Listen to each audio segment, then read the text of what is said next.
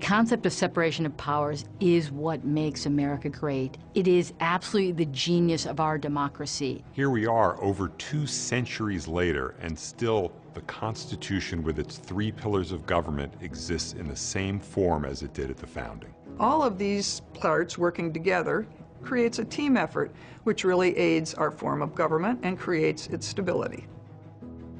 Many people don't realize that the Constitution sets out 3 branches of government.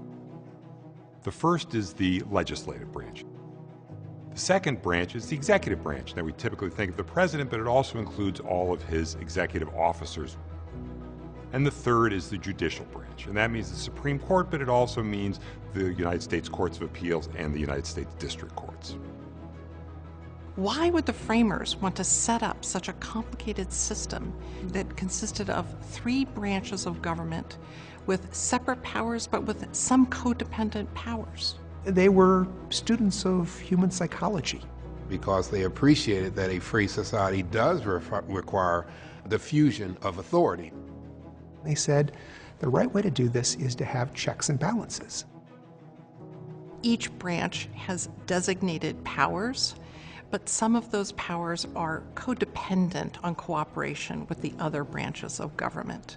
The process of passing a bill in the Congress requires a lot of debate and discussion and compromise. Congress, they can't act alone to create a law. It requires the president to approve the law. Of course, there's the veto power. If he vetoes it, it goes back to the Congress, and if they truly believe that the law should be passed, they can override that veto by a 2/3 vote. Those laws are further held in check by the judicial review process to make sure that the law complies with our Constitution. If someone doesn't like that law, they can challenge it and argue that it violates the Constitution, and they can file a lawsuit in federal court. And if that happens, it's up to the judicial branch to decide whether the law complies with the Constitution or not. The judiciary is likewise checked by the other branches. Number one, it has no policy role in the government. It simply interprets the law. And so if a particular judge or circuit judges or the Supreme Court justices disagree with public policy, they have no say in that. They simply interpret the laws that come before them. And if Congress passes a law that's challenged under the Constitution, the judiciary has the power to say that law violates the Constitution and to strike it down. But that's not the end of the story.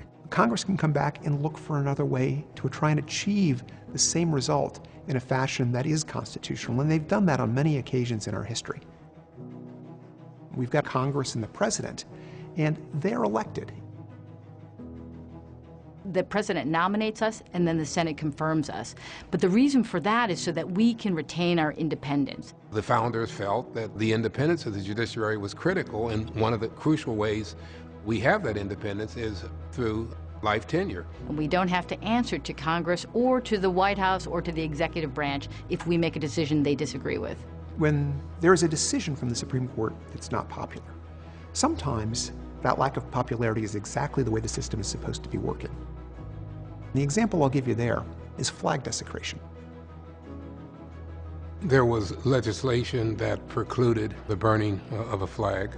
Obviously, the executive branch sought to enforce that legislation, and then it ultimately became the responsibility of the courts to make an assessment as to whether that legislation was constitutional. No one's in favor of burning a flag, but the idea is that the Supreme Court believes that the Constitution protects everyone's liberties, even for speech you don't like. And that's what the First Amendment is about, and it's through the separation of powers that we're able to protect that.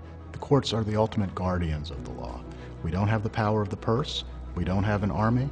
Our only power is our ability to defend the Constitution. What the federal judiciary has is, as the guardian of the Constitution, is we have the last word on what the Constitution means. The reason we endure is because we have a system that ensures through these 3 separate branches of government that check and balance each other all the time, that all of us are protected by a single system that seeks to ensure fairness, liberty, and justice for everyone.